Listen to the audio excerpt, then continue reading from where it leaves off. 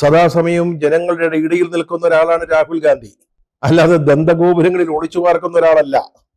അദ്ദേഹം പുറത്തേക്ക് വരുന്നു, ജനങ്ങളുമായിട്ട് ഇടപഴകുന്നു, സംവദിക്കുന്നു, അവരുടെ തോളിൽ കൈയിട്ട് നടക്കുന്നു, അവരുടെ പണിയിടങ്ങളില് പോകുന്നു, പാടങ്ങളില് അല്ലെങ്കിൽ പണിശാലകളില് അവരോടൊപ്പം ജോലി ചെയ്യുന്നു. അങ്ങനെ ഒരു നേതാവ്. ഒരു മാസം മുമ്പ് അദ്ദേഹം നടത്തിയ ഈ വോട്ടുകളെ സംബന്ധിച്ച വെളിപ്പെടുത്തൽ വാസ്തവത്തിൽ കേന്ദ്ര സർക്കാരിനെ അട്ടിമുട്ടി ഞെട്ടിക്കുകയാണ് ഉണ്ടായത്. അതുപോലെ തന്നെ നമ്മുടെ ഇലക്ഷൻ കമ്മീഷൻ അവരുടെ തനിനിറം ജനങ്ങളുടെ മുമ്പിൽ തുറന്നു കാണിക്കപ്പെട്ടു. രാജ്യത്ത് വലിയ മാറ്റങ്ങൾക്ക് തുടക്കം കുറിച്ച ഒന്നായിരുന്നു അത്.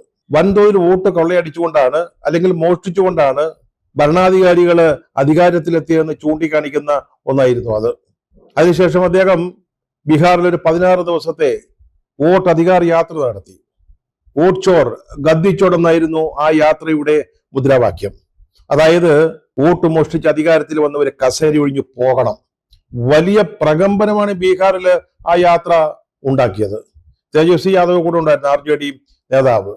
മറ്റ് പ്രതിപക്ഷ നേതാക്കള്, രാജ്യത്തെ മറ്റു സംസ്ഥാനങ്ങളിൽ നിന്നുള്ള നേതാക്കളൊക്കെ വന്ന് ഈ യാത്രയ്ക്ക് അഭിവാദ്യം അർപ്പിച്ചു.